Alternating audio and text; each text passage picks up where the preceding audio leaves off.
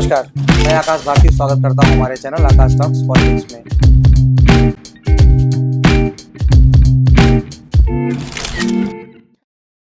और चले जाने के बाद फिर दबंगों ने, ये मनुवादी प्रवृत्ति के लोगों ने एक मंदिर मेरे गांव में, इस मंदिर में गए, एक कसम खाया, एक शपथ लिया, इस लड़के को मार डालो और इसका हत्या कर दो, हम लोग चंदा मिला कर मुकदमा लड़ लेंगे।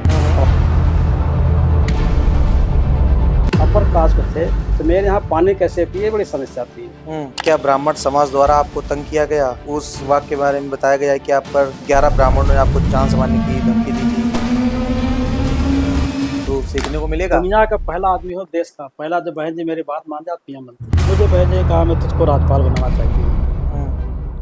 नकल का जो पेपर आउट किया जाता है, सरकार के नुमाइंदे ही करते हैं, क्योंकि रोजगार दे नहीं पा रहे, नौकरी दे नहीं पा रहे, सारे प्राप्तिकरण किया जा रहा है। बात के खिलाफ काम कर रहा था, बाबा साहब की मूर्ति तोड़ डाला था और मूर्ति को तोड़कर अपने जीप के पीछे पूरे गांव में घुमा रहा था।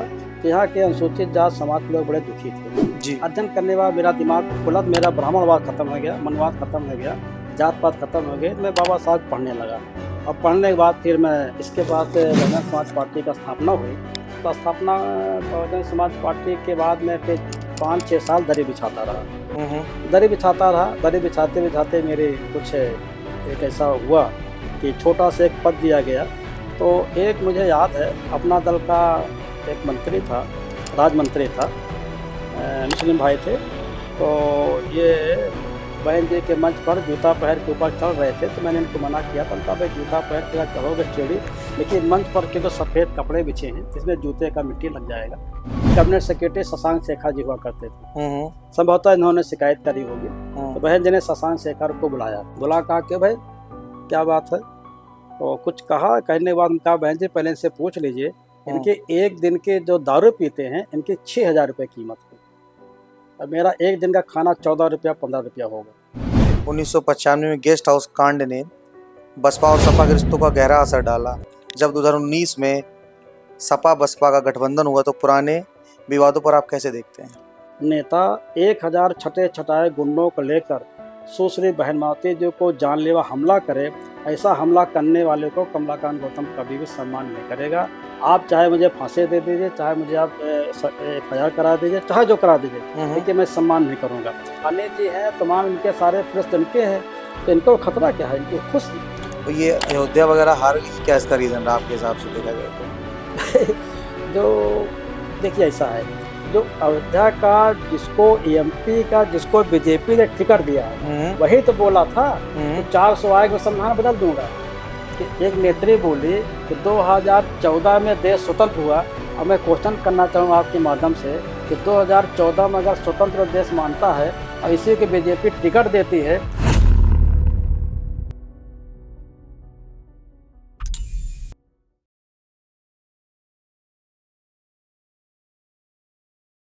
आज हमारे साथ माननीय कमलाकांत गौतम जी, पूर्व वित्त मंत्री उत्तर प्रदेश सरकार। मैं आपका बहुत बहुत स्वागत करता हूं हमारे चैनल में। Thank you. कैसे हैं आप? बिल्कुल ठीक है, बस। आपने राजनीति स्टार्ट कैसे शुरू हुई, आपने कब स्टार्ट की?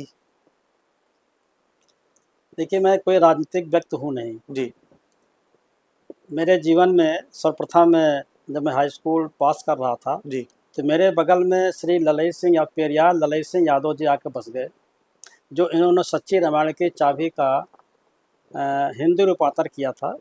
इनके ऊपर जो कानपुर में हमला किया गया था, इस हमले को लेकर और सच्ची रामायण चाबी जो सरकार ने जब्त कर ली थी, इस जब्त करने के पक्ष में अपनी अधिवक्ता के माध्यम से चौधरी चुन्नीलाल हमारे पड़ोस में रहा करते थे इलाहाबाद में जी।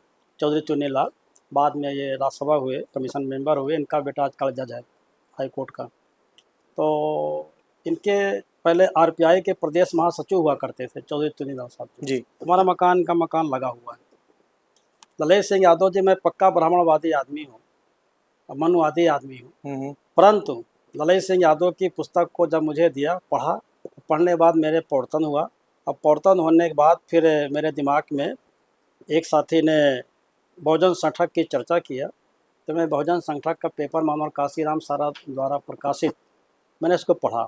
पढ़ने बाद मेरे जीवन में कुछ परिवर्तन आने लगा। तो मैंने सोचा कि परम पूज्य बाबा साहब अम्बेडकर की जयंती करना चाहिए। तो मेरा पैतृक घर प्रतापगढ़ में है, कुंडा में है। जी कुंडा आप जानते होंगे, जी। कुंडा में है। यहाँ बहुत शोषण, बहुत अत्याचार, बहुत ही वंचित समाज के खिलाफ बहुत अन्याय अत्याचार होता है। तो मैं यहीं पर बाबा साहब अम्बेडकर की जयंती करने का मैंने प्रयास किया। मैंने एसपी के पास परमिशन मांगने गया तो एसपी ने हमसे पूछा कि गौतम साहब आप चैतुर सुमन का प्रोग्राम तो नहीं कराएंगे? हम कहा नहीं मतलब मैं चैतुर सुमन प्रोग्राम नहीं कराऊंगा, बाबा साहब जयंती मनाऊंगा। इस समय प्रदेश के जो अभी अध्यक्ष हुआ करते थे जंग बहादुर पटेल, इसमें मंडल अध्यक्ष हुआ करते थे इलाहाबाद मंडल का। जी। तो मैंने अपने गांव में, मुजोड़ी गांव में, परम पूज्य बाबा साहब अम्बेडकर की जयंती मैंने करने का प्रयास किया। परमिशन मिली सरकार द्वारा। और सीओ पुंडेर, कुंडा का सीओ पुंडेर अपने दल बल के साथ आया था मेरे मीटिंग में सुरक्षा व्यवस्था के लिए, शांति व्यवस्था करने के लिए। लेकिन दुख की बात ये थी कि पूरे गांव में जो मनवादी प्रवृत्ति के लोग थे, जो असमानता विश्वास करते हैं जी। तो इन्होंने पूरे गांव में इतनी दहशत फैला दिया कि इस दहशत फैलाने में जितने भी बहुजन समाज के लोग थे, 85% लोग सबको सब ताला बंद करके भाग गए घर से छोड़कर। जी। सीओ पुंडेर ने मुझसे पूछा कि गौतम साहब आपने एसपी को सूचना दिया, डीएम को सूचना दिया है और आपके हाथ कोई है ही नहीं। हमने कहा साहब आप पूरा गांव के निरीक्षण कर लो, पूरा रात में डरवा दिया गया, भगा दिया गया, सारे गांव भाग गए हैं। मैं अपने दादी को बैठकर मंच पर मैं अपना मीटिंग चालू किया। गांव के कुछ लोग तब भागे गए थे, परंतु गांव के जो बाहर के लोग थे ये लोग आने लगे जी। 150, 200, 250 लोग आए। इसके बीच में जो आने वाले को बकुलाही नदी है, इसमें दबंगों ने इनको पकड़ पकड़ के कमरे बंद किया। बंद करने के बाद खैर 100-200 लोग आए।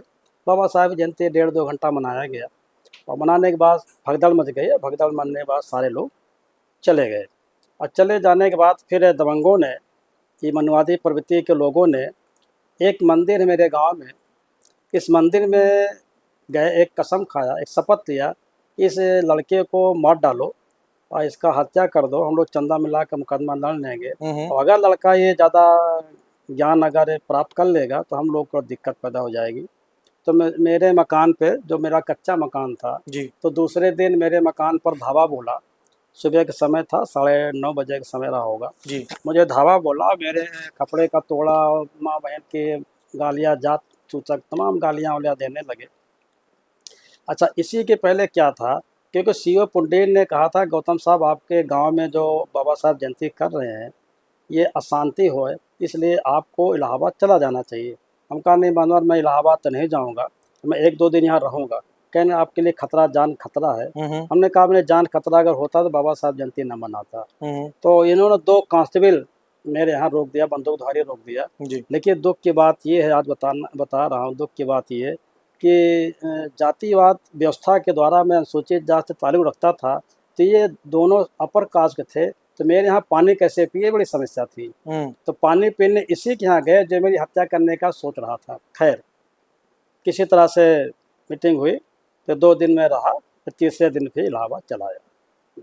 ये कब समय की बात है, किस समय? ये बात होगी मेरे समझ में ये 82-83 की बात होगी। 82-83 की बात होगी। फिर एकदम से राजनीति में आना आपका कैसा वो बोलना? नहीं, तो राजनीति नहीं आया। फिर मैंने जब मुझे ये महसूस हुआ कि अगर दिल पक्का रहे, इरादे अच्छे रहे, नेक रहे, तो कोई आपका कुछ नुकसान नहीं कर सकता जी। तो मैंने नेक था। बाबा बहुजन समाज पार्टी का गठन नहीं हुआ था, बामसेब का गठन हो चुका था जी। तो बामसेब का जो मानव काशीराम साहब द्वारा बहुजन संगठक का हिंदी रूप होता था, तो मैं इसको पढ़ता था और लोगों को पढ़ाता था। धीरे धीरे बाबा साहब की मैंने किताबें पढ़ी, इनकलाब ऑफ कास्ट, जात भेद का उच्छेद हुआ, शूद्र कौन और कैसे, जब इसको मैंने अध्ययन किया जी। अध्ययन करने के बाद मेरा दिमाग खुला, मेरा ब्राह्मणवाद खत्म हो गया, मनुवाद खत्म हो गया, जात पात खत्म हो गए। मैं बाबा साहब पढ़ने लगा और पढ़ने के बाद फिर इसके बाद बहुजन समाज पार्टी का स्थापना हुई। तो स्थापना बहुजन समाज पार्टी के बाद मैं फिर 5-6 साल दरी बिछाता रहा। दरी बिछाते बिछाते मेरे कुछ एक ऐसा हुआ कि छोटा सा एक पद दिया गया, बहुजन समाज पार्टी इलाहाबाद का नगर उपाध्यक्ष दिया गया, तो मैं फिर नगर उपाध्यक्ष बन गया था। अच्छा। पहली बार आप विधान परिषद के सदस्य कब बने थे? विधान परिषद सदस्य तो बहुत बाद में बना था। इसके पहले क्योंकि उत्तर प्रदेश में बहुजन समाज पार्टी मंडल अध्यक्ष हुआ करते थे जी। तो मंडल अध्यक्ष के पहले बहन जी पूरा मंडल अध्यक्ष हुआ।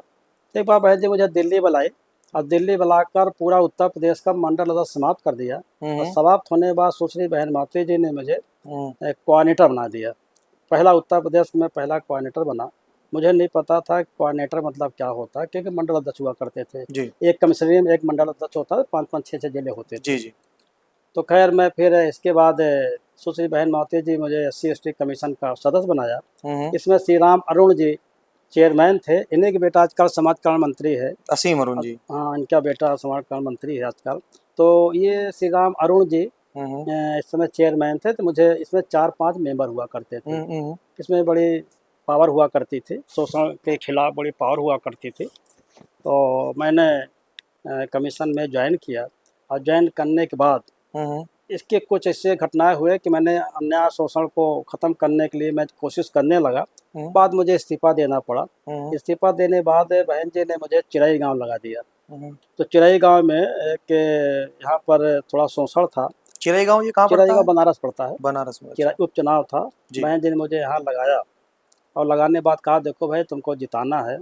तो मैंने अपने स्रोतों से घूमना चालू किया। इस गांव में मुझे प्रवेश नहीं करने दे रहे थे।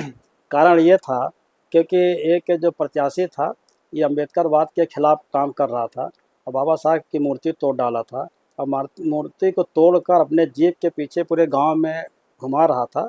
यहाँ के अनुसूचित जात समाज के लोग बड़े दुखी थे, लेकिन किसी काम से टिकट मिल चुका था इसको मेरे नाम नहीं ध्यान आ रहा मुझको जी। तो मैंने बड़ा प्रयास किया। प्रयास करने के बाद यहाँ के कार्यकर्ताओं से मैंने 1-2 कार्यकर्ताओं से बहन जी से मैंने बात कराई जी। इसके बाद गांव में प्रवेश किया।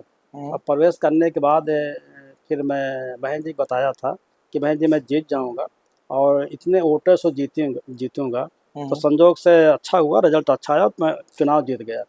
चुनाव जीतने के बाद सुश्री बहन माता जी मुझे पहली बार एमएलसी बना दी। अच्छा अच्छा। आपने बोला कि आप सबसे पहले राजनीति में दरी बिछाई, आपने इतना संघर्ष किया। 6 साल आप दरी बिछाने तक के और वित्त मंत्री तक का क्या सफर रहा? नहीं तो दरी बिछाने में और काशीराम साहब एक बार इलाहाबाद गए थे। उन्होंने कहा था भाई देखो अगर आपको आगे बढ़ना है तो किसी की आलोचना मत करो, किसी की बुराई मत करो जी। केवल आपके जो सुपर अफसर हो, जो सुपर पदाधिकारी हो, इससे आप काम ज़्यादा करो। 1 घंटा 2 घंटा ज़्यादा काम करो, बस इतने करते रहो तो आप आगे बढ़ जाओगे। तो मेरा जो इस समय नगर अध्यक्ष भैयालाल कश्यप हुआ करते थे जी और मैं नगर उपाध्यक्ष हुआ करता था। तो नगर उपाध्यक्ष भी एक के नगर में 4 नगर उपाध्यक्ष हुआ करता था जी, एक मैं भी था। तो मैंने भैयालाल कश्यप ये भी वकील थे और फिर नगर अध्यक्ष थे। तो मैंने इस 1 घंटा ज़्यादा काम करने का प्रयास किया।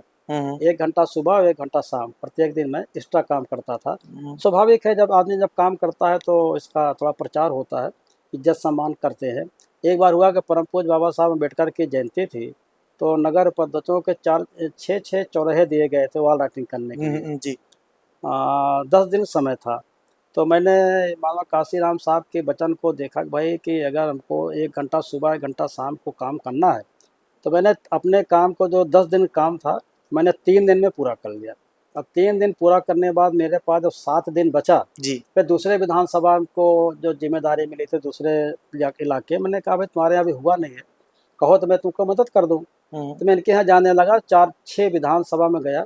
तो पहले दीवार में लिखाया जाता नीले से, तो इसमें प्रेषक करना, निवेदन करना तो होता नहीं था। तो इसमें हर जगह मैंने अपना नाम लिख देता था, 20 लोगों को लिखा जाता था। बाद में ये पता चला कि कमलाकांत गौतम को तो केवल जिम्मेदारी दी गई तो कुछ चौराहे पर, ये तो 4-5 विधानसभा में इसका नाम क्यों है? तुमसे पूछा गया भाई इसलिए नाम है क्योंकि मैं काम 2 घंटा एक्स्ट्रा करता रहा। तो मेरे पास समय रहा, लोगों से कहा भाई अगर तुमको मदद चाहिए बताइए, तो मैं मदद करने लगा। तो जहाँ जहाँ जाता रहा 20-25 लोगों का नाम लिखा, मैं भी अपना नाम लिख देता रहा। तो ये बात पार्टी में जो कुछ पदाधिकारी थे उनको पता चला कि भाई लड़का अच्छा है, तो मुझे कुछ प्रोग्रेस करने का मौका मिला। तो मान्यवर काशीराम जी से आपकी पहली मुलाकात कब हुई थी और कैसे? मानव काशीराम साहब की मुलाकात अब मुझे मानव काशीराम साहब का ध्यान तो कम है जी, क्योंकि मानव काशीराम साहब ने दिल्ली में बोट क्लब के सामने एक धरना दिया था जी। तो इस धरने में मैं 11 दिन था यहाँ पर दिल्ली में। तो सुबह शाम धरना होता था। तो मैं यहाँ पर कबाड़ी मार्केट है, एक दिल्ली में कबाड़ी मार्केट में यहाँ रुका था। जी। और संभवतः नाम महावीर प्रसाद नाम का कोई आदमी था प्रतापगढ़ का, कबाड़ी मार्केट में। हम्म। तो मैं इसके यहाँ रुका था। तो मतलब काशीराम साहब जब सुबह शाम धरना होता था राष्ट्रपति भवन के जो बोर्ड क्लब के सामने, तो 11-12 दिन था। इसी दिन मानो काशीराम साहब जब एक रात में आए थे भ्रमण करने, हम लोग भोजन करे, तो मानो काशीराम साहब भी बगल में बैठ गए, तो खाने लगे। और तब कहा आप साहब हैं, साहब हैं। हमने कहा इतना बड़ा नेता जो हजारों के बीच में, और पंजाब वाले सब दाल और रोटी खिलाते थे हम लोग को। तो जी। मैंने पहली बार मानो काशीराम साहब के लिए किए थे। आपने बसपा के साथ में अपने राजनीतिक करियर की शुरुआत की, मायावती सरकार में आप वित्त मंत्री के रूप में सेवा की। उस समय सबसे यादगार अनुभव क्या रहा आपका? देखिए, वित्त मंत्री जब मैं पहली बार बना तो बहन जी सुश्री माते जी 4 बार मुख्यमंत्री थी, तो 3 बार बहन जी मुख्यमंत्री होते स्वयं वित्त का देखती थी, काम तुम देखती थी, वित्त मंत्री नहीं बनाया था। फुल फेस की सरकार जब बनी थी तो मैं लखनऊ मंडल का मैं जोन का इंचार्ज था। इसके पहले मैं इलाहाबाद मंडल, कानपुर मंडल और आपका गोरखपुर मंडल, आगरा मंडल, अलीगढ़ मंडल, आपका बस्ती मंडल, आपका आजमगढ़ मंडल, आपका चित्रकूट मंडल, आपका तमाम मंडल को उत्तर प्रदेश 2-3 मंडल छोड़ो सारे मंडलों में कहीं 2 साल कहीं 3 साल में काम करता रहा। सुश्री बहन माते जी ने मुझे कहा इस बात को, भाई देखो मैं फाइनेंस मिनिस्टर किसी के बड़े नेता बना सकते थे, लेकिन मैं तुम्हारे पर विश्वास करती हूँ, तो मैं तुमको मंत्री बनाऊँगी और कैबिनेट मंत्री बनाऊँगी और तुमको फाइनेंस विभाग दूँगी। तुम कहा भाई जी मुझे तो कुछ पता नहीं फाइनेंस विभाग क्या होता कैसे होता, कह नहीं तुमको पता होगा। क्योंकि जब मुझे बहन जी एमएलसी बनाया था, एमएलसी बनाने के बाद सुश्री बहन मायावती जी इसमें मुख्यमंत्री थी, इलाहाबाद 12 विधानसभा गई थी अम्बेडकर ग्राम को जाँच करने के लिए। तो एक मुझे याद है, अपना दल का एक मंत्री था, राज्य मंत्री था, मुस्लिम भाई थे। तो ये बहन जी के मंच पर जूता पैर के ऊपर चढ़ रहे थे, तो मैंने उनको मना किया था। कहा भाई जूता पैर के चढ़ोगे सीढ़ी, लेकिन मंच पर क्योंकि सफ़ेद कपड़े बिछे हैं, इसमें जूते का मिट्टी लग जाएगा। तो ये मंत्री जी ने थोड़ा सा अपने को, क्योंकि डीएम पीछे था और पुलिस अधिकारी कुछ अधिकारी थे, मैं था, उन्होंने कहा भाई मंत्री जी आप जूता उतार दो, क्योंकि मंच पर सफ़ेद कपड़े बिछे हैं, खराब हो जाएगा। तो मंत्री जी को कम अच्छा लगा, मंत्री जी मंच पर नहीं चढ़े, नीचे उतर आए। फिर बहन जी आई, बहन जी आए तो इसमें जो इसमें कांग्रेस के जिनका बेटा अभी एमपी बना है पूनिया जी, पूनिया जी प्रिंसिपल सेक्रेटरी हुआ करते थे इस समय। तो जब बहन जी आए तो पूनिया जी साथ में थे और सीडीओ यहाँ एक सीडीओ था, तो सीडीओ ये फैला रखा था कि कमलाकांत गौतम हमारे रिश्तेदार हैं, और काम नहीं करता था। तो बहन जी ने जैसे आई तो मैंने एक लेटर लिख कर पूनिया बहन जी को देने का, बहन जी का इसको दे दो, मैंने पूनिया दिया। बहन जी क्योंकि अम्बेडकर ग्राम स्वयं बहन जी चेक करती थी गाँव में जाकर, तो जैसे बहन जी अम्बेडकर गाड़ी गई तो लगा था सड़क जो है बिल्कुल नई नई बनाई गई थी, मिट्टी की सड़क नई नई बनाई गई थी, लेकिन सरकार के द्वारा पहले ही पास हुआ था, ऐसा कुछ था मामला। तो बहन जी को मैंने जब चिट्ठी लिया तो बहन जी ने पढ़ा होगा, तो बहन जी जैसे मंच पर आए इसको सीडीओ को सस्पेंड कर दिया। सीडीओ को सस्पेंड किया तो ये पता चला कि कमलाकांत गौतम की शिकायत से सस्पेंड किया। तो बात सही था, मेरी शिकायत थी ही, तो बहन जी का कानून के द्वारा कानून का राज स्थापित बहन जी पहले ही कर दिया था। तो याद मैं भी करता, पूरा देश याद करता बहन जी काम को, आज भी याद करते हैं। अब वित्त मंत्री के रूप में आपने कार्यकाल संभाला, इन कार्यकाल में आपने किन किन नीतियों पर काम किया? देखिए मैं फाइनेंस मिनिस्टर बनना तो बहुत ज़्यादा समय नहीं था, क्योंकि बहन जी की कुछ इच्छा जो भी हो कि मैं मंत्री बना, तो मंत्री बाद मुझे मैं गया श्रावस्ती गया, मैं पहला वित्त मंत्री हूँ कि मंत्री बनने के बाद में मुझे मिसालदार पार्क के बनते प्रज्ञाशील थे, परम पूज्य बाबा साहब अम्बेडकर को 14 अक्टूबर 1956 में जब धम्म दीक्षा ग्रहण किया था, तो आखिरी भिक्षु थे। तो इनके पास मैं आया तो कहा गौतम साहब आप श्रावस्ती जाएंगे, यहाँ भगवान बुद्ध का बहुत ही शानदार बुद्ध विहार है, आप देखना चाहिए। तो मैंने कहा ठीक मैं जाना चाहिए, मैं गया देखने गया। और देखने के पश्चात मैं जब यहाँ देखा, देखने वापस आया तो एक षड्यंत्र के माध्यम से कोई अधिकारी रहा है जो भी रहा हो, ये लिखा दिया कि वित्त मंत्री आए और 100 बोतल पानी पिए और 64,000 के खाना खाया। हम्म। और सुबह मुझे सुश्री बहन माते जी ने फ़ोन किया, भाई तेरा ये रातों रात तो इतना बड़ा पैसा खर्चा करता है। तो मैंने कहा बहन जी मुझे समय दे दिए। तो बहन जी मुझे बुला लिया सीएम हाउस में। हम्म। तो कहा कि भाई बताओ एक दिन में तेरा खाना 76,000 100 रुपये 100 बोतल पानी का। हम कहा भाई जी आप जानते हैं मैं शाकाहारी आदमी हूँ और मेरा खाना केवल 13 रुपया 14 रुपया हो सकता है, ये गलत है। इसमें कैबिनेट सेक्रेटरी शशांक शेखर जी हुआ करते थे, हम्म। संभवतः इन्होंने शिकायत करी होगी। हम्म। तो बहन जी ने शशांक शेखर को बुलाया, कहा कि भाई क्या बात है। तो कुछ कहा, कहने के बाद हम कहा बहन जी पहले इनसे पूछ लीजिए, इनके एक दिन के जो दारू पीते हैं इनकी 6,000 रुपये कीमत है और मेरा एक दिन का खाना 14 रुपया 15 रुपया होगा। तो बहन जी ने कहा तुम जाओ भाई, चले गए। लेकिन शशांक शेखर जी खैर अब दुनिया में नहीं है। मैं इनका सम्मान करना चाहूँगा, आदर भी करना चाहूँगा, श्रद्धा भी सुमन करना चाहूँगा। तो ये शशांक शेखर कैबिनेट सेक्रेटरी थे। सेक्रेटरी जी। बड़ी इनकी हैसियत हुआ करती थी, बड़े बड़े मंत्री लोग इनका नमस्कार करते थे, लेकिन मैं नमस्कार नहीं करता था, मैं अपने कामों पर विश्वास करता था। तो ये शशांक शेखर गेट के बाहर थे। हम्म। मैं जैसे जब निकला, बहन जी को समझाया था, बताया अपनी बात को, जैसे निकला तो शशांक शेखर जी मेरा कमर में हाथ पकड़ लिए और कहा गौतम साहब मैं भाई आपको समझ नहीं पाया हूँ, गलती मुझसे हो गई। तो कहा चलो कोई बात नहीं, होता रहता। कहे ना मेरी चाय पी लेंगे तब मैं जब मानूंगा आपने मुझे गलती माफ़ कर दिया है। हम कहा नहीं मैं आप चाय नहीं पीऊँगा, लेकिन ज़बरदस्ती मेरा हाथ पकड़ कर फिर अपना चैम्बर में ले गए, चाय पिलाए। तो मेरा काम करने का तरीका ज़रा अलग था। अच्छा, क्या ब्राह्मण समाज द्वारा आपको तंग किया गया? उस वाक्य के बारे में बताया गया है कि आप पर 11 ब्राह्मणों ने आपको जान से मारने की धमकी दी थी। नहीं तो जब बाबा साहब जयंती मनाने का जब प्रयास किया था, तो प्रयास है क्योंकि भाई बाबा साहब के विचारों को अगर जहाँ पे जागृति पैदा हो जाएगी, यहाँ पर असमानता जो गैर बराबरी की व्यवस्था के लोग हैं इनको दिक्कत पैदा होगी।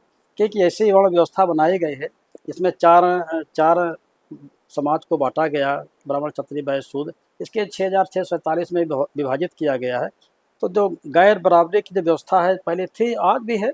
अभी हमारे माननीय वर्तमान राष्ट्रपति और पूर्व राष्ट्रपति आप देखे होंगे चर्चा के विषय तक मंदिर गए, इनको हुआ। फिर आपका ये तमाम ऐसे चीज़ अभी तक घटना, और आज पे पेपर में पढ़ा कि एक अनुसूचित जात का कोई था, आज मैं पढ़ रहा था कि ये कुर्सी पर किसी तरह बैठ गया, इसको लोग बहुत मारे। आज की घटना है, मैं पढ़ रहा था, ये हिंदुस्तान या तो इसमें अमर उजाला में लिखा हुआ, आज की घटना, आज की बता रहा हूँ। आज क्या तारीख है? आज 25 जी 25 अगस्त 2000 25 सितंबर 2024 का घटना बता रहा हूँ। तो ये तो दिन पर दिन आए दिन होता रहता है अत्याचार। तो बाबा साहब की जयंती मनाना इनको अच्छा नहीं लगा होगा, इसीलिए मेरी जानलेवा हमले करने का प्रयास किया। लेकिन अपने रास्ते पर मैं अडिग था, सत था। लेकिन खुशी की बात है, यही लोग जो मेरा अत्याचार, जो मुझे पर अत्याचार करते थे, मेरे समाज का अत्याचार करते थे, मेरे बिरादरी अत्याचार करते थे, यही लोग अब मुझे भाईचारा बनाते हैं। प्रेम का है अब आदर करने, क्योंकि जब आदमी एक कोई मुकाम आप प्राप्त कर लेते हैं तो सारी कमियां दूर हो जाती है। तो मैं समझता हूं कि लोगों को मेहनत करके आगे बढ़ना चाहिए और समतावाद भाईचारा बनाना चाहिए। जिन लोगों ने आपको जान से मारने की धमकी दी थी उन पर कोई कार्रवाई हुई थी उस टाइम?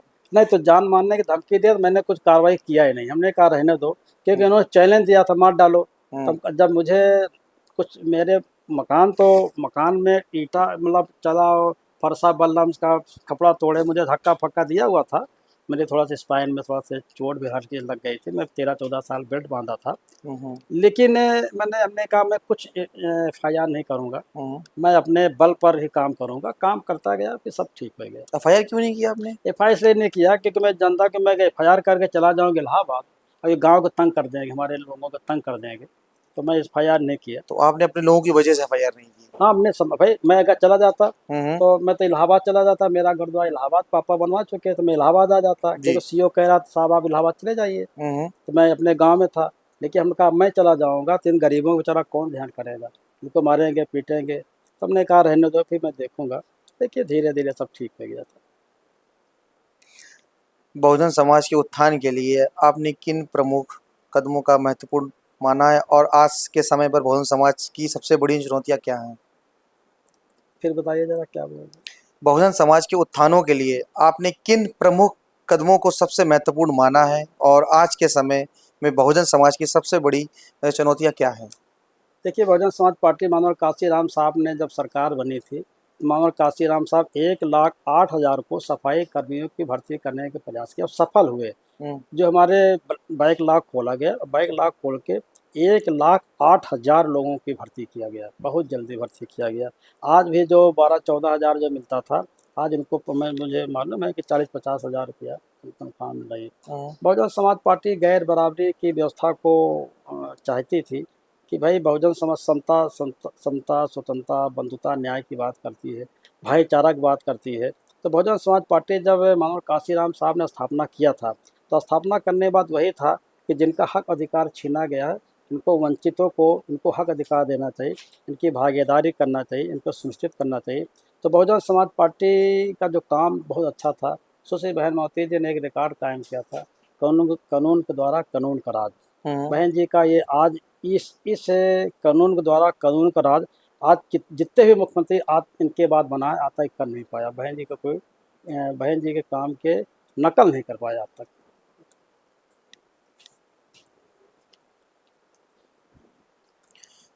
1995 में गेस्ट हाउस कांड ने बसपा और सपा के रिश्तों का गहरा असर डाला।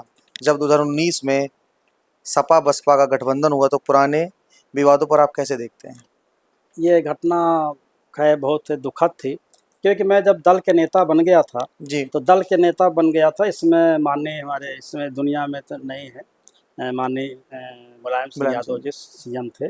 तो मैं दल का नेता होने की वजह से मेरी कुर्सी बीच में लगाई जाती थी हाउस में, विधान परिषद में। अगल बगल हमारे एमएलसी हुआ बैठा करते थे। तो माननीय मुलायम सिंह जी आए तो मैं अपनी कुर्सी पर बैठा था, मैं उठा नहीं, सारा हाउस उठ गया, मैं नहीं उठा था।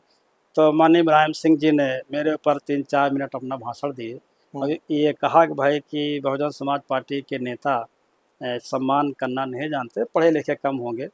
तो मैं इसका खंडन करने के जिससे प्रयास किया, तो हाउस के द्वारा जो ये सभापति महोदय थे, उन्होंने कहा गौतम साहब अभी आप मत बोलिए, अभी सीएम महोदय बोल रहे हैं। तो खैर जब मैं समय ख़त्म हुआ और समय ख़त्म होने के बाद मैंने फिर अपनी बात रखी कि साहब मैं पढ़ा लिखा भी हूँ और जानकार भी हूँ। मेरा जो आपके आने के बाद, क्योंकि सीएम के आने के बाद पूरा हाउस सम्मान के दृष्टि खड़ा होता है, तो मैं खड़ा नहीं हुआ था, जानबूझ के नहीं खड़ा हुआ था।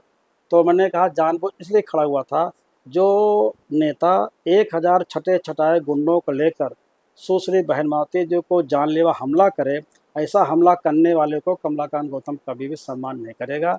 आप चाहे मुझे फांसी दे दीजिए, चाहे मुझे आप एफआईआर करा दीजिए, चाहे जो करा दीजिए, लेकिन मैं सम्मान नहीं करूँगा। इसके बाद मैंने ये भी कहा था कि आप पहले शिक्षक थे, क्योंकि मैं भी शिक्षार्थी था, विद्यार्थी था, मैं आपको गुरु मानता हूँ, लेकिन आपके लोगों ने आपके द्वारा 1000 छठे छठा गुंडों पर जानलेवा हमला किया था, यह निंदनीय है। इसलिए आपको देखने बाद मेरी मर्दांगी जाग गई है, इसलिए मैं सम्मान आपको नहीं किया। तो खैर इस बात आगे चली। फिर नेक्स्ट डे दूसरे दिन, मुझे डेट नहीं मालूम है, दूसरे दिन मेरी वाइफ इलाहाबाद में थी।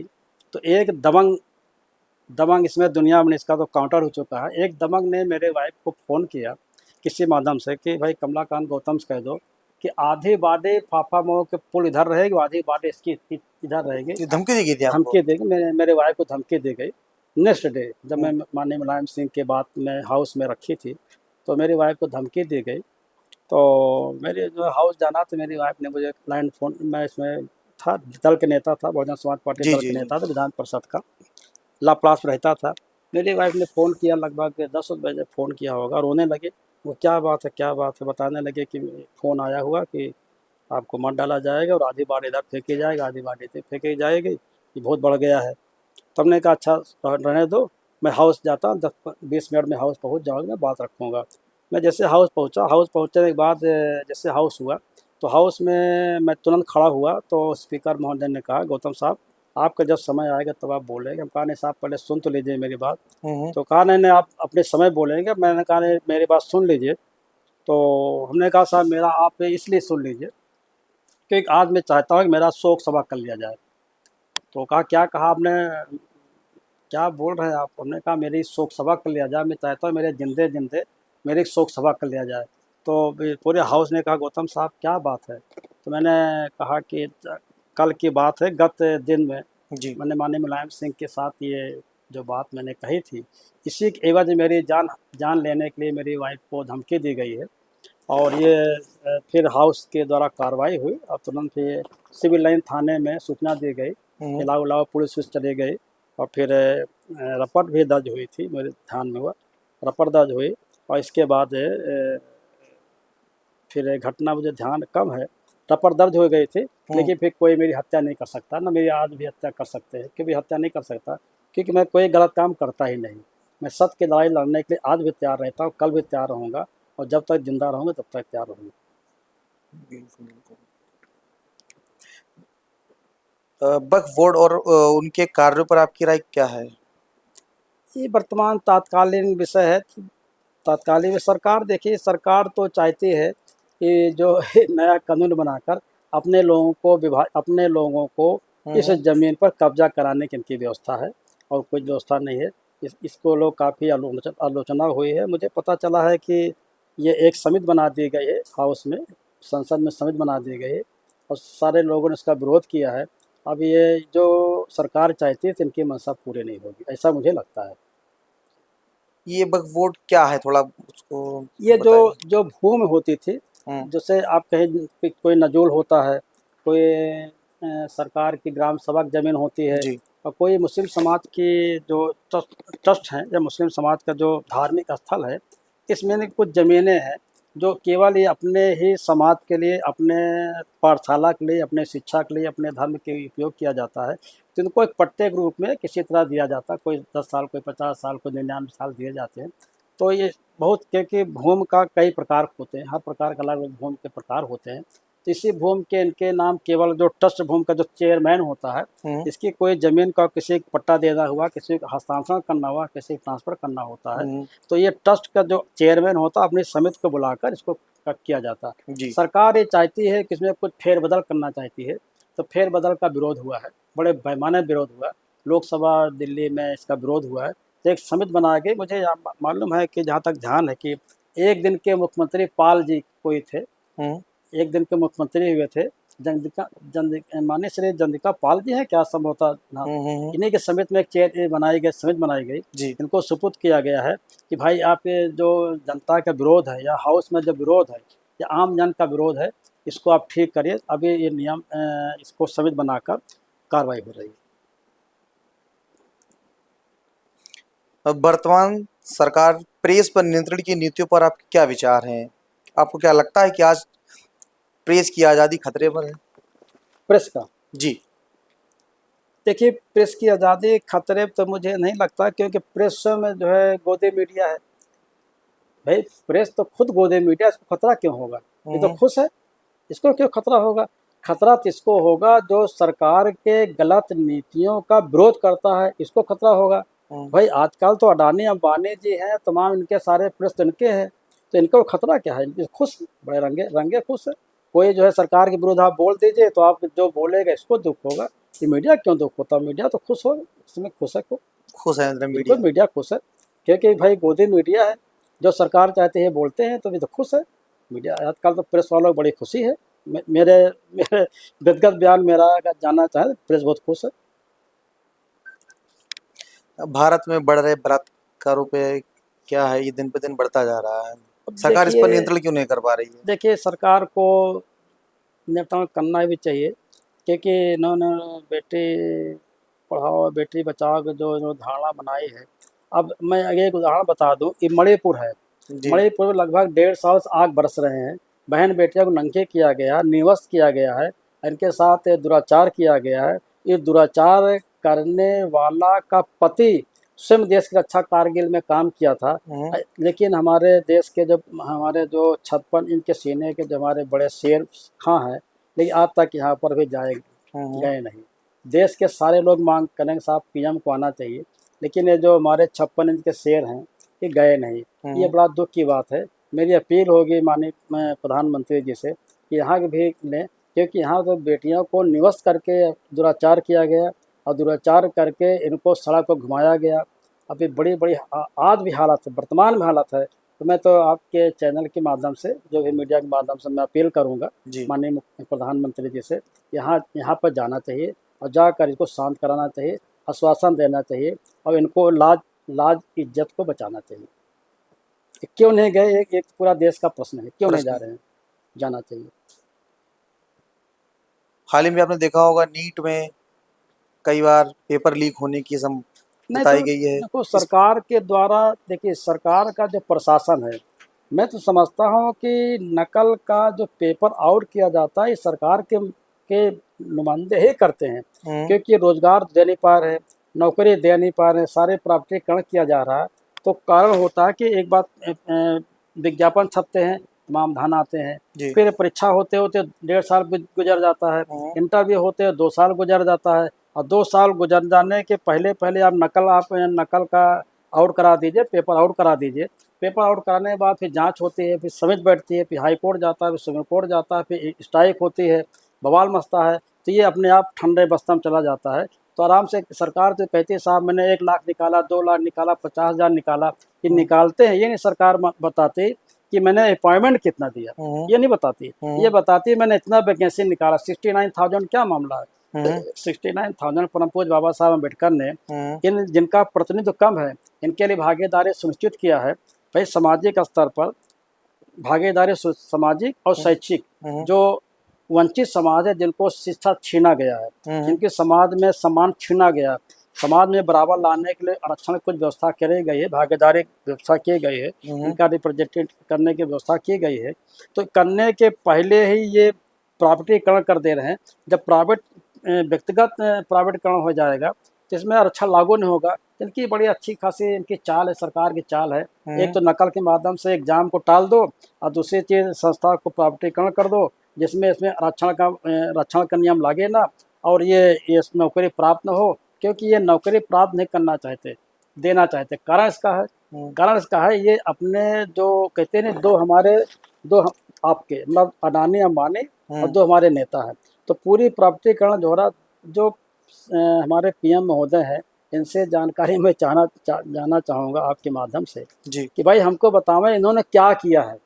हम्म, जितनी संस्थाओं को प्राइवेट बेच रहे हैं, अडानी अंबानी के बेच रहे हैं, हम्म, तो क्या इन्होंने बनाया? एयरपोर्ट इन्होंने बनाया, रेलवे इन्होंने बनाया, यूनिवर्सिटी इन्होंने बनाया? भाई जो प्राइवेट आप बेच रहे हो, जो आप इसको पट्टा दे रहे हो, ये तो बनाया दूसरी सरकार ने। आपने क्या किया? भाई आपकी सरकार तो ऐसी है कि आपका पत्नी जो आपका नेता, बीजेपी का नेता, ये कहता है कि 2014 में देश स्वतंत्र हुआ है। एक नेता बोला कि एक नेत्री बोली कि 2014 में देश स्वतंत्र हुआ। अब मैं क्वेश्चन करना चाहूँगा आपके माध्यम से कि 2014 में अगर स्वतंत्र देश मानता है, और इसी की बीजेपी टिकट देती है, और बीजेपी टिकट देकर इसको एमपी बना देती है, और एमपी बनाकर इसी एमपी बनाने वाले ऐसे लोगों को, ये दुख की बात है। देश का जितने हमारे शहीद हुए, जिन्होंने देश का बलिदान किया, जितने हमारे लोग देश के लिए अपनी जान कुर्बान किया है, हम्म, ऐसे लोग अपमान करने वाले को बीजेपी की सरकार इनको एमपी बना देती है। कि इससे ज़्यादा दुख की बात और क्या सकती है? इससे ज़्यादा घृणा की बात और क्या सकती है? जो देश का कहता, देश का स्वतंत्र हुआ 2014 में, कितनी दुख की बात है। इसको एमपी बना दिया जाता है। जो कहता है मैं परम पूज्य बाबा साहब अम्बेडकर का संविधान समाप्त कर दूंगा, इसको एमपी बना दिया जाता है। ऐसे ऐसे दिन हम लोग देख रहे हैं, ये बड़ा कष्ट की बात है। यही कारण है कि जब आपका बीजेपी सरकार ने बोले कि 400 आएगा, मैं संविधान परिवर्तन कर दूंगा, और 400 आने के बाद परिवर्तन तो नहीं कर पाए, जनता ने इनको देखा, और जनता 400 नहीं, 300 नहीं, 370 नहीं, 240 पर रोक दिया। क्योंकि आम जनता ये देख रही है। अब आप राजनीति आप करते रहिए, लेकिन जनता देख रही है। अब 3 चुनाव होने जा रहे हैं स्टेट का, ज़्यादा नहीं, आप देख लीजिए, तीनों इनके हाथ से जाने जा रहे हैं। तीनों बिल्कुल निकल निकल जाएंगे इनके हाथ रेहान से, साहब हर जगह से हार रहे हैं बिल्कुल यहाँ निकल पर। जाएंगे। हर जगह नहीं बता सकता, 3 स्टेट में निकल जाएगी। जो रिपोर्टें आ रहे हैं, हम लोग भी मित्र आ रहे हैं, दोस्त आ रहे हैं, हम लोग बातचीत करते रहते हैं, हम्म, हम लोग पता रहता तीनों स्टेट के हाथ से जा रही है। सरकारें जा रही हैं। तो ये अयोध्या वगैरह हार गई, क्या इसका रीजन रहा आपके हिसाब से देखा जाए तो?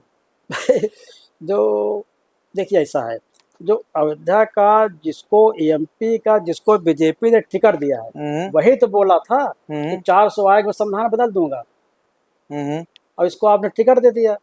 तो जनता ने इनको टिकट देने वालों को हरा दिया, और जो जो जो संविधान की रक्षा करने के बाद किया, इसको जिता दिया। इसमें कोई साफ साफ है, स्पष्ट है, क्लियर है।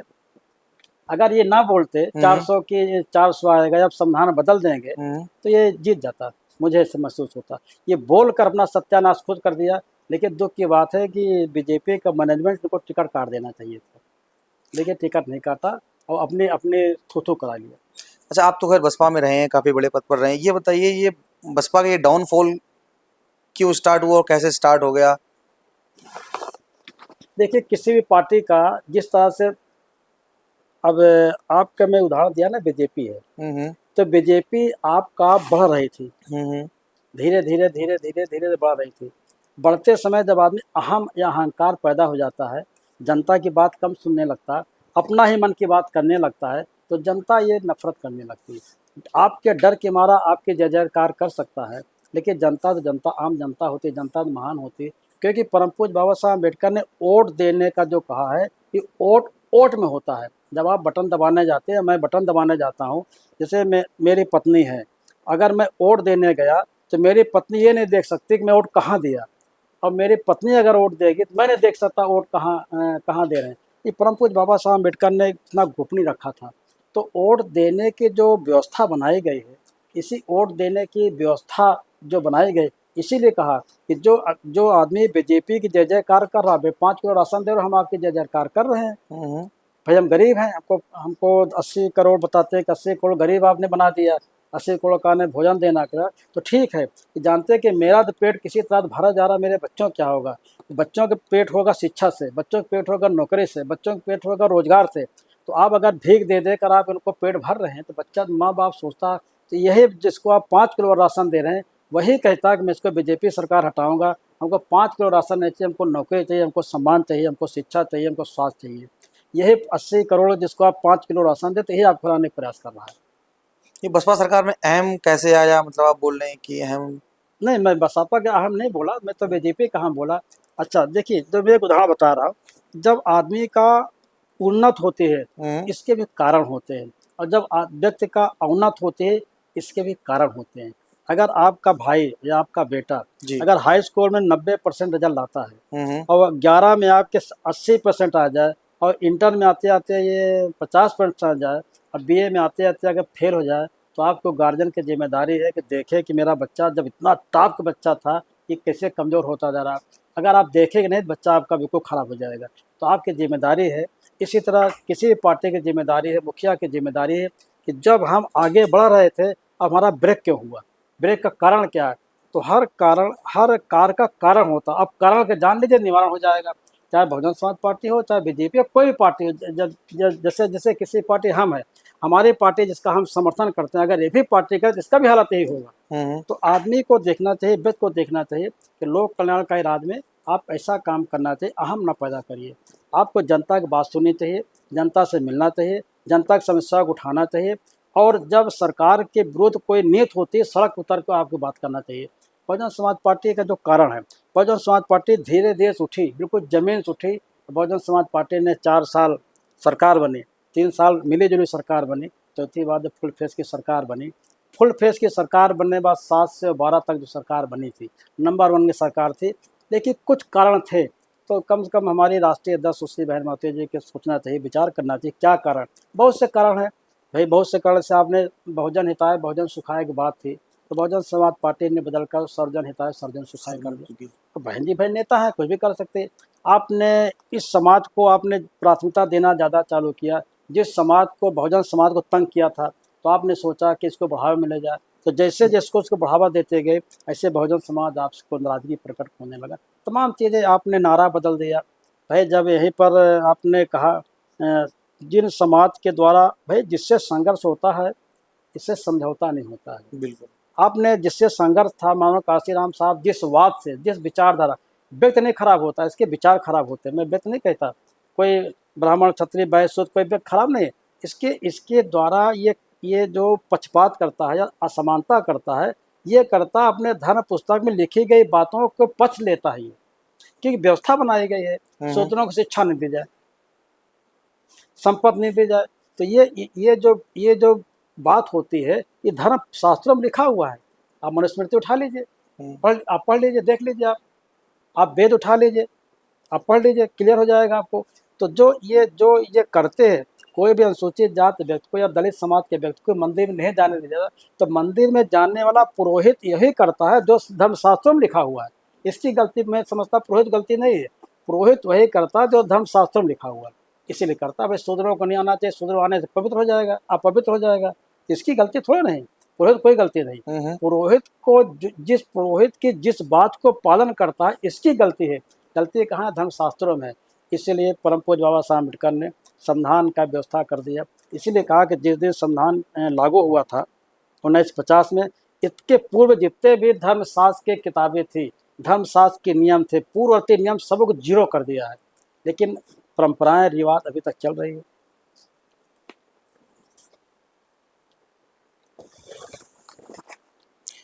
आपके विचार में बहुजन पार्टी का भविष्य क्या है? आपको क्या लगता है बसपा फिर से सत्ता में आ सकती है? मायावती दोबारा मुख्यमंत्री बन हाँ सकती है? बिल्कुल बन सकती है, क्यों नहीं बन सकती? क्यों नहीं बन सकती? बिल्कुल बन सकती है। बहन जी ने जैसे अभी मैं कुछ देख रहा हूँ, कुछ यू टर्न किया है, तमाम चीज़ें को टर्न कर रहे हैं। जैसे उन्होंने बाम सेव की स्थापना तेज करने जा रहे हैं, 200 रुपये का जो उनका सदस्यता था 50 रुपया कर दिया है। बहुजन सुखाय बहुजन हिताय की बात को जो उन्होंने प्रवर्तन किया था, सर्जन हिताय सर्जन सुखाय, इसको प्रवर्तन करके फिर इसी टर्न पे आ रही हैं। तो बहन जी कोई प्रवर्तन कर रहे हैं, तो प्रवर्तन जब करेंगे समाज उसको देखेगा, समझेगा, अच्छा लगेगा, बहन जी क्यों नहीं आ सकते? बिल्कुल आ सकती हैं। भारत में शिक्षा की गुणवत्ता पर आपका क्या विचार है? बच्चे पढ़ना तो चाहते हैं लेकिन क्वालिटी एजुकेशन की कमी है, भ्रष्टाचार की समस्या है, कैसे सुधार सकते हैं? भाई देखिए, आपका जो निर्धन है, जो बेरोजगार है, जी। जिसके पास खेती नहीं है, जिसके पास मकान नहीं है, जिसके पास साधन नहीं है, जिसके पास रोजगार नहीं है, जिसके पास नौकरी नहीं है, इसके लिए सरकार ने, पूर्ववर्ती सरकार ने सरकारी स्कूल खोल रखा था। अब सरकारी स्कूल खोल रखा था, सरकारी स्कूल में आपने शिक्षा की व्यवस्था, अंधविश्वास आपने डालना चालू किया, और शिक्षा की व्यवस्था में आपने पानी की व्यवस्था कम कर दिया, बिजली की व्यवस्था कम कर दिया, सुख सुविधाएँ करने लगा। तो ये जो लोग बच्चे पढ़ते हैं, इसके बगल में प्राइवेट स्कूल खुल गया। प्राइवेट स्कूल खुल जाने पास यहाँ टाई लगाने लगे, जूता लगाने लगे, मतलब अच्छी अच्छी चीज़ें करने लगा। तो जो हमारा जो समाज है ये भी सोचता मेरा बच्चा भी टाई लगावे, मेरा बच्चा भी जूता पहने, मेरा बच्चा भी अच्छा काम करे, लेकिन ये रोटी काट के भी यहाँ स्कूल पढ़ाता है। तो यहाँ पर जो शिक्षा का जो बिल्कुल निर्धन समाज था, जो पावदान के नीचे बिल्कुल है, तो कम से कम शिक्षा के माध्यम से हाई स्कूल इंटर पास कर लेता था। लेकिन आपने प्राइवेटीकरण करके तमाम स्कूल खोल दिया, और स्कूल खोलने के बाद जब ये गरीब आदमी, अब मुझे तो ऐसा पता चलता है, मुझे ध्यान कम है, मैं मीडिया में कहीं देखा था कि आपने कक्षा 8 या कक्षा 6 बिना आप फेल नहीं किया जा सकता, इसको फेल नहीं किया जा सकता। तो फेल अगर नहीं किया जा सकता, आपने फेल कर आप कक्षा 8 पास कर लिया, जिसकी नींव आपने कमज़ोर कर दिया। हाई स्कूल करने के बाद या इंटर करने के बाद कहीं बच्चा कहीं एग्ज़ाम देगा, तो जिसकी नींव कमज़ोर, इस कंपटीशन आ नहीं पाएगा, क्योंकि आपने बिना शिक्षा के ही मतलब इसको आपने प्रोग्रेस कर दिया, प्रमोशन कर दिया, बढ़ा दिया, प्रमोट कर तो दिया आपने उसको। क्यों किया ऐसा? ये किया है अनुसूचित जाति के बच्चों को नुकसान करने के लिए, दलित समाज के बच्चों को नुकसान करने के लिए, निर्धन के बच्चों को नुकसान करने के लिए। तो आप कहो कंपटीशन कराओगे, एक तरफ आपने अच्छा प्राइवेट के बच्चों को पढ़ाते हो, दूसरी तरफ सरकारी बच्चे पढ़ाते हो, इसमें बिना क्वालिटी का आपने इसको पास कर दिया। तो इसमें स्पष्ट है कि एक बच्चे को आप सरकारी स्कूल पढ़ाते हो, यहाँ हर प्रकार नियम कायदे रखे जाते हैं, एक तरफ सरकारी पढ़ाते हो, बिना परीक्षा के आप पास कर देते, तो दोनों बच्चे जब इंटर पास करके कंपटीशन करेंगे तो कैसे आ पाएंगे? स्वाभाविक है। तो सरकार की नीति गलत है ना, ये सरकार की नीतियां गलत हैं। बिल्कुल गलत। आपने बसपा क्यों छोड़ी? बसपा कब छोड़ने छोड़ी? का मेरा कारण, क्योंकि बार बार आप तमाम चैनल वाले खोदते रहते हैं, तो फिर मैं आज ही बता दूं, क्योंकि मैं बताया नहीं कि मैं जिस समय 11 जनवरी जो एक घटना घटी थी, 11 जनवरी 2012 में फर्रुखाबाद गया था, एक प्रत्याशी की घोषणा करना था, चुनाव हो रहा था, और घोषणा करने के बाद इसके पूर्व मुझे सब काफ़ी चीज़ें ऐसे मुझे पता चल रहा था 11 जनवरी 2012, क्योंकि 2007 से 2012 तक सरकार बीएसपी की फुल फेज की थी, तो 2 महीने पहले, 2.5 महीने पहले चुनाव होना था। तो मैं गया था फर्रुखाबाद, मीटिंग लिया, और फर्रुखाबाद मीटिंग लेने के बाद 6 महीना 7 महीने बाद बच्चे, आम समाज के लोग, बीएसपी के कार्यकर्ता, बीएसपी के पदाधिकारी, मंत्री, विधायक तमाम हमसे मिलते थे, और तमाम जन बात की समझाया करते थे। तो मैंने सोचा कि भाई मेरे दिमाग में, जब मैं समीक्षा किया, अपने दिमाग में समीक्षा किया कि सरकार नहीं बनेगी, मुझे ऐसा महसूस होने लगा। कि सरकार नहीं बनेगी। देखिए सुश्री बहन मावती जी के पूरे इनके जो शुभ चिंतक हुआ करते थे, तमाम लोग शुभ चिंतक, मैं भी शुभ चिंतक था, लेकिन ये लोग बहन जी कहा करते थे, बहन जी कोई नहीं रोक सकता सरकार, पूरे कोई सरकार नहीं रोक सकता, बहुजन समाज पार्टी सरकार बन रही, बहुजन समाज पार्टी सरकार बन रही। देखिए मेरे दिमाग में आ रही थी बहुजन समाज पार्टी सरकार नहीं बनी। 11 जनवरी 2012 मैं फर्रुखाबाद मीटिंग लेके आया था, ढाबा में खाने खाने जा रहा था, खाने खाने जाकर, क्योंकि मैं इसमें चीफ कोऑर्डिनेटर था, प्रत्याशी का घोषणा करने में समझौता गया था। 10:30 बजे की घटना है, मैं बहन जी सीएम थी और फर्रुखाबाद में मैं ढाबे में खाना खाने, जिला अध्यक्ष लोग हमको छोड़ने आए थे, बाम से को समझा छोड़ने, कई लोग छोड़ने आए थे, सैकड़ों लोग छोड़ने आए थे। हमने कहा तुम लोग वापस जाओ, मैं भी खाना खाऊंगा। और तो मैं ढाबा में खाना खाने के पहले मैंने सोचा कि सरकार जो, मैंने पूरे उत्तर प्रदेश में लोग हमसे मिलते थे जुलते थे, मेरे दिमाग बात आई कि सरकार नहीं बनेगी, तमाम कमियां हो चुकी थी। देख कमियां आपको क्या तो लगा? कमियां में हो चुकी, मैं बताऊंगा थोड़ा बहुत। जी। तो मैंने बहन जी को फ़ोन किया, लगभग 10:30 बजे की रात बात होगी, 11 जनवरी 2012, 11 जनवरी 2012, 2 महीने पहले चुनाव होना था। मैंने सीएम को फ़ोन किया, फ़ोन उठाया गया, मुझे बताया गया कि बहन जी आराम करने चले गए, मतलब बेडरूम चली गई हैं। तो 10:30 बजे की रात के 10:30 बजा था। तो हमसे पूछा स्टाफ ने कि साहब अगर बताइए तो मैं बात कराऊँ। हम कहा बात तो ज़रूरी थी। तो कहा साहब अगर, मैंने पूछा स्टाफ से, नाम नहीं बताऊंगा, अभी तक स्टाफ है ये, तो हम कहा भाई बताओ, मैं बहन जी से बात करूँ 10:30 बज गया रात। कहें साहब देखिए, क्योंकि 10 बजे के बाद बहन जी बात नहीं करती, थोड़ा से बहुत ज़्यादा इम्पॉर्टेंट हो तभी बात करती हैं। तो हमने कहा यार बात तो इम्पॉर्टेंट की मेरी है। तो कहा साहब आप कह दीजिए तो मैं बात करूं। तो हम कहा तुम बताओ। तो कहा साहब नहीं, मैं नहीं बता पाऊंगा। तो हमने कहा अच्छा रहने दो, तुम फ़ोन काटो। फ़ोन कट गया। फ़ोन करने के बाद ये बहुजन समाज पार्टी के लीडर को मैंने फ़ोन किया, इसी बहन जी के कोठी में था ये, पार्टी कार्यालय में। मैंने उसको फ़ोन किया, नाम नहीं बताना चाहूँगा क्योंकि इसमें भी बहन जी के साथ काम कर रहा है। तो मैंने फ़ोन किया, उनको बताओ यार मैं बहन जी से बात करूँ। कहीं साहब ज़रूरी हो तो आप बात कर लीजिए, बहन जी आप बात सुनती हैं तुरंत। तो मैंने फिर मिलाया फ़ोन, और फ़ोन मिलने के बाद बहन जी से बात हुई। तो बहन जी से बात हुई तो मैंने बहन जी से बताया कि बहन जी सरकार नहीं बन रही। 2 महीने के बाद, मतलब 2 महीने बाद चुनाव होना था 2012 का। तो बहन जी थोड़ा सा नाराज़गी प्रकट किया कि ऐसा क्यों, तुम क्यों बोल रहे हो, क्यों बोल रहे हो, रात में ये डिस्टर्ब किया, ये सब किया। तो बहन जी थोड़ा नाराज़ होगा, कहा फ़ोन रखो। फ़ोन रख दिया। लेकिन मैं खाना नहीं खाया, और नहीं खाना खाने के बाद मैं फिर लगभग 11:15 बज गया होगा, मैं आगे बढ़ा। तो जैसे आगे बढ़ा तो मेरे पास फिर मेरे मोबाइल फ़ोन आया बहन जी कोठी से, सीएम के कोठी से, कि बात कराओ। तो मुझे बहन जी बात करने लगी। बात करने के बाद बहन जी कहा भाई गाड़ी में कौन कौन? हम कहा भाई स्टाफ है। कहने तुम बगल हट के बात करो, और कौन है यहाँ पर, कहाँ हो? हम कहा भाई अंधेला है, दिखाई नहीं पड़ रहा, रास्ते पे हो। बहन जी ने हट के बात किया, क्यों क्यों तुमने कहा सरकार नहीं बनी? मैंने बात बहन जी बताई, बहन जी इसलिए सरकार नहीं बनेगी, और 4-5 लोगों के ऊपर बहन जी थोड़ा से नज़र रखनी पड़ेगी। और बहन जी ने कहा इस बात को मुझे। तो अच्छा कहने के बाद बहन जी ने कहा अच्छा ऐसा करो, तो मैं 11 बजे आ जाओ कल, 11 बजे कल आ जाओ, और मैं तेरा सामना कराती हूँ सबको, जिसका जिसका तुमने बताया है। तो लोग, हम कहा ठीक बहन जी, वो अच्छा रहेगा। इसके बाद मेरी गाड़ी फिर बढ़ी। अब बढ़ने के बाद इसके बाद तीसरा फ़ोन मेरे पास नसीमुद्दीन सिद्दीकी का आया, ये अरे गौतम साहब आपने बहन जी को डिस्टर्ब कर दिया, सीएम को रात में आपने। हम कहा सरकार नहीं बन रही, मैं क्यों ना डिस्टर्ब करूं। तो कह तो ये हमें नसीम भाई जी ने कहा कि अरे भाई नुकसान हो जाए। कहा नुकसान होता तो मैं भाई से बात नहीं करता, और नुकसान होने के चक्कर में तुम्हारी सरकार जा रही है। खैर बात कट गया। बात करने के बाद मैं फिर आ गई, मेरी गाड़ी बढ़ी। तो फिर तीसरे बार फ़ोन बहन जी का आया, फिर फ़ोन आया, बहन जी का फ़ोन आया, फिर फ़ोन आया, तीसरे बार फ़ोन आया, लगभग 11:30 बज गया। फिर बहन जी का फ़ोन आया। तो फिर बहन जी से पूछने लगी, फिर बताया मैंने। तो कहा तो कल आ रहे हो ना 11 बजे?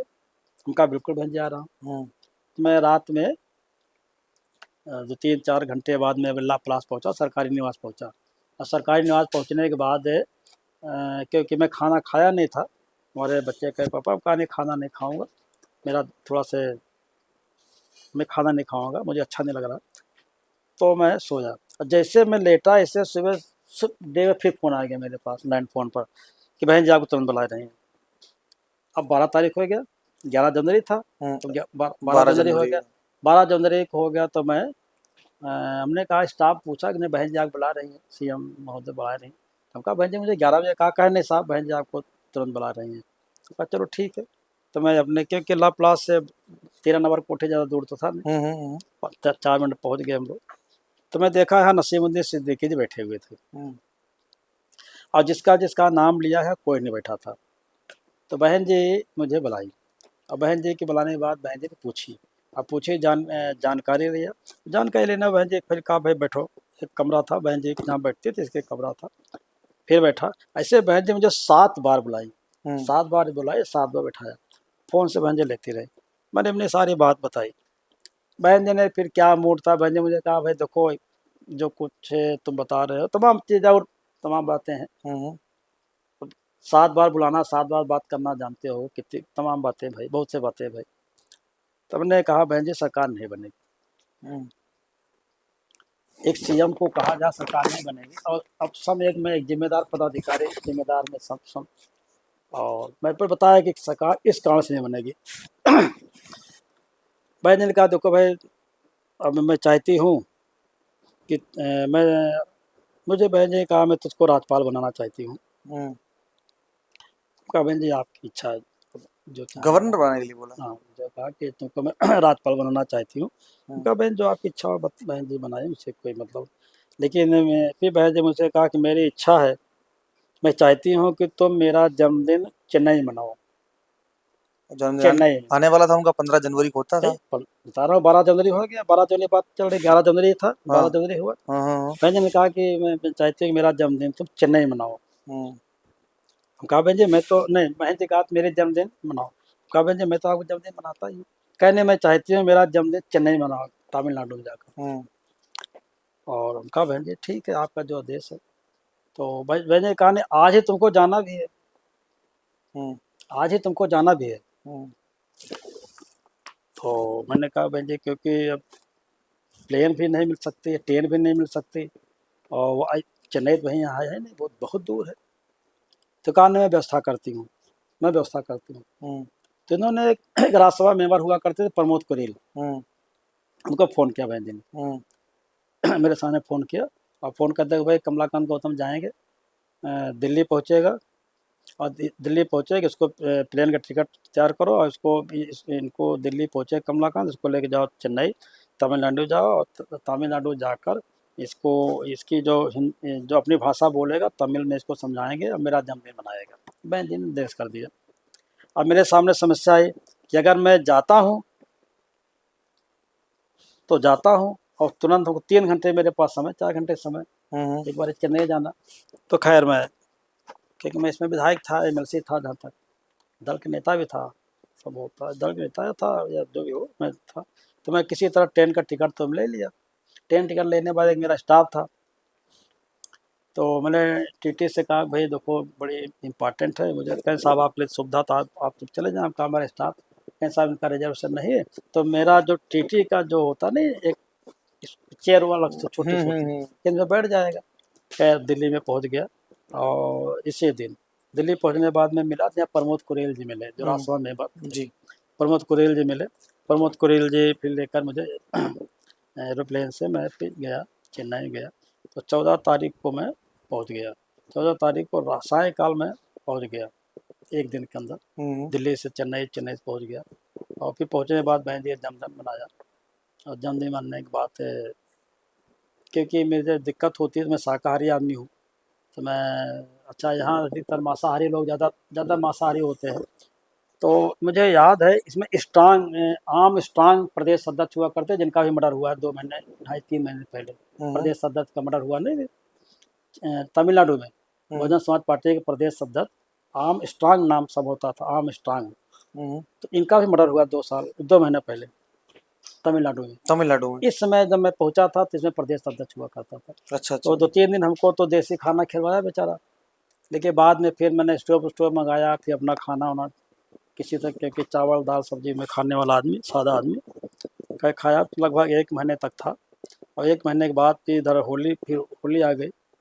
तो मैं फिर इलाहाबाद आया और फिर जब लखनऊ आया। और फिर लखनऊ आने के बाद क्योंकि अब चुनाव आ गया, क्योंकि चुनाव आ गया, तो मैं फिर रुक गया, 2-4 दिन रुक गया। रुकने के बाद मैं वोट दिया। वोट देने के बाद मुझे मालूम था सरकार नहीं बनेगी, पूरी दुनिया जाने सरकार बन रही है। पूरे बहुजन समाज पार्टी के देश का कोई लीडर नहीं कह रहा था अगर मेरे साथ में 4 लोग साथ देते तो आज बहन जी पीएम बनती। बहन जी फिर मैं आया, वोट दिया। वोट देने के बाद रिजल्ट निकला, रिजल्ट सरकार गिर गई। सरकार गिर गए तो मैं बताया नहीं कि जब मैं बाबा साहब की जयंती मनाया था तो कुछ लोगों को दबंगों ने मुझे अपमान किया था। तो मेरा स्पाइन को चोट लगे, मैं बेल्ट बांधता था। तो मैं बेल्ट में के किसमें 3 बेल्ट लगी थी जी। तो अरे पिताजी जानते हैं ये बेल्ट 3 लोहे की बेल्ट लगी तो टाइट में बांधता था। अच्छा अच्छा अच्छा अच्छा। तुम्हारे पिता जानते हैं। और प्लेन में तो लोहे के बेल्ट हटाए जाते थे, हट गया। फिर मैं 1 महीना बिना बेल्ट के चला तो मेरा कुछ तकलीफ बढ़ गई थी। तकलीफ बढ़ने के बाद फिर मैं लीलावती हॉस्पिटल गया, दिल्ली गया, दिखाया उखाया। खैर फिर बहन जी 2 महीने के बाद मेरा पेन बढ़ा तो मैं दिल्ली गया। और दिल्ली सरकार गिर चुकी थी। दिल्ली में गया बहन जी किसी तरह पता चल गया कमलाकांत दिल्ली आया, जो भी कारण हो। बहन जी मुझे फ़ोन किया स्टाफ को, मेरे फ़ोन में आया भाई बहन जी बात करना चाहते थे। फिर मैंने बात किया तो बहन जी कहा भाई क्या भाई तुम आ सकते हो 5 बजे। हम कहा बहन जी मैं डॉक्टर के अपॉइंटमेंट मेरा है, मैं 7 बजे तक आ पाऊँगा, 6-7 बजे आ जाओ। मैं 7 बजे पहुँच गया। तो बहन जी इसमें बड़ा ही रिलैक्स थी और मैंने हाथ जोड़ा। मैंने कहा बहन जी मैं तो कहा सरकार नहीं बनेगी, आपने मेरा बात पे विश्वास नहीं किया। बहन जी मैं किसकी बात मानूँ? कहा बहन जी मेरी बात मानी। क्या क्यों मानूँ तुम्हारी बात? हम कहा बहन जी मैं वर्कर नेता तो हूँ नहीं। बहन जी आपने हमको नेता बनाया, सब कुछ बनाया, लेकिन बहन जी आज तक मैं नेता आपने नहीं मानता, मैंने वर्कर मानता हूँ। बहन जी मेरी बात मानती हुई सरकार ना गिरती। खैर छोड़े चलो। बहन जी बड़ा रिलैक्स थी, बड़ा पता ना बहुत रिलैक्स थी।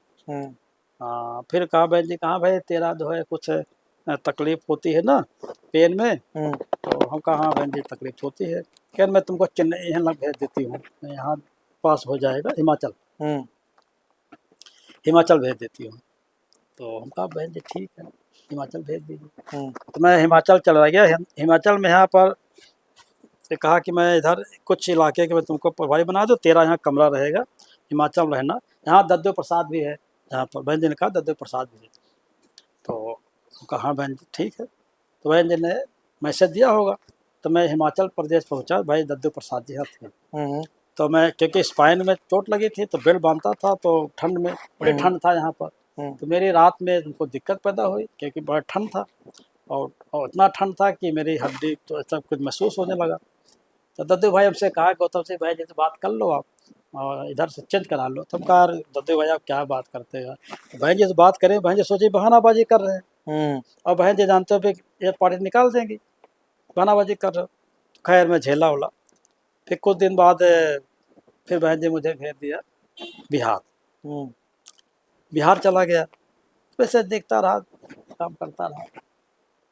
फिर इसके बाद में आपने सपा ज्वाइन की थी? नहीं सपा तो बाद में, क्योंकि 17 की बात है, 12 तारीख को मानव काशीराम साहब का जन्मदिन था, 15 मार्च। तो 17 को 2017 को मेरे पास फ़ोन आया कि तुमको प्रदेश के कार्यालय मीटिंग रहना है क्योंकि तुम प्रभारी हो बिहार प्रदेश का। तो मेरे मुँह से ये निकला कि 15 तारीख को तो अगर मीटिंग होगा तो मानव काशीराम साहब जन्मदिन कब होगा? 15 तारीख। तो इसी पर भाई 12 तारीख की मेरे पास, 11 तारीख या 12 तारीख मेरे पास फ़ोन आया था। तो मैं 12 तारीख 15 तारीख 15 मार्च को मानव काशीराम साहब का जन्मदिन होता रहा, मनाया जाता रहा इको गार्डन में। तो जब मैं बहन जी जब 15 तारीख को मीटिंग रख लिया तब जन्मदिन कमज़ोर हो जाएगा। तो बहन जी 7 बजे तक आई थी, यहाँ तक पुष्प छोड़ चली गई। मैं 9:30 बजे गया। तो 9:30 बजे गया तो यहाँ देखा 80-82 लोग थे मात्र। तो मुझे बहुत खेद हुआ, बहुत तकलीफ हुई, बहुत परेशान हुआ। अब परेशान होने के बाद मानव काशीराम साहब को मैं जैसे पुष्प अर्पित कर रहा था, तैसे मैं एक जीव से भावनात्मक पैदा हुआ, मैं रोने लगा। तो मैंने सोचा कि मानव काशीराम साहब में जब यहाँ आता था 80 90 हज़ार लोग आते थे, आज 80,000 किसी दिन पार्टी में। इसमें मेरे साथ गंगाराम अम्बेडकर भी दुखी था, इसी गंगाराम अम्बेडकर। इसी दिन मैंने पार्टी 15 मार्च को ही पार्टी 15 मार्च 2017 को पार्टी छोड़ दिया। और पार्टी छोड़ना था मेरे समस्या इस पार्टी छोड़ने का, अगर पेपर लिख दूंगा तो तुम बहन जी पता चल जाए पार्टी निकाल देंगी। तो मैंने दिमाग लगाया, जैसे गंगाराम अम्बेडकर मेरे साथ थे, तो एक थोड़ा से व्यापारियों की मीटिंग थी बापू भवन सामने, मैं इससे चला गया, इससे बोल दिया कि मैं पार्टी छोड़ रहा हूँ। तो प्रेस वाला पूछा कि साहब आप गौतम साहब क्या बोल रहे हैं आप? मैंने कहा मैं होश हवास बोल रहा हूँ, मैं पार्टी छोड़ दिया।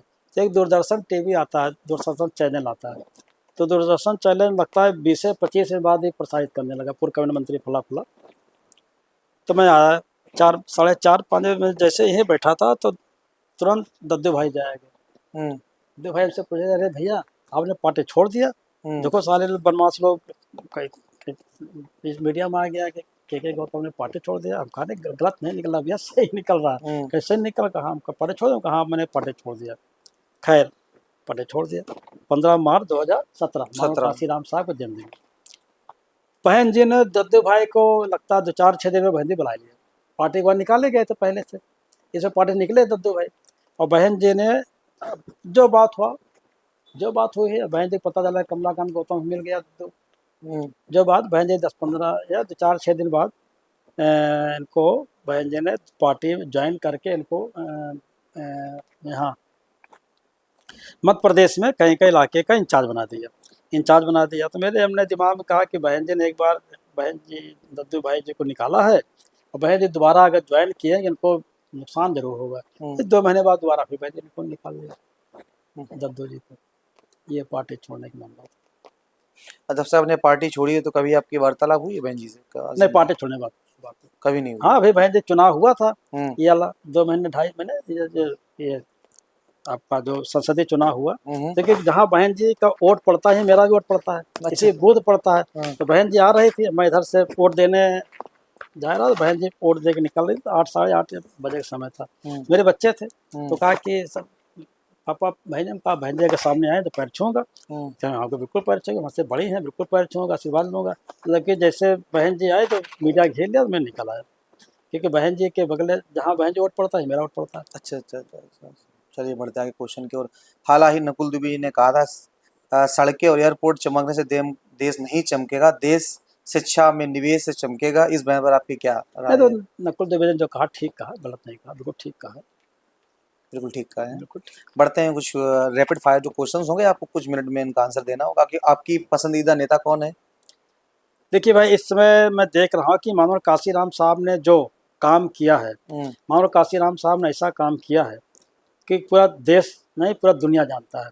तो मानव काशीराम साहब के जो इन्होंने 4000 किलोमीटर जो चला है, 5000 किलोमीटर चला है, भ्रमण किया है आम जनता के पास की जानकारी लेने से, साइकिल लेने से, साइकिल से चलकर मानव काशीराम साहब 4000-5000 साइकिल चला। तो मेरे दिमाग में ये बात आती है कि यही नकल राहुल जी ने किया है।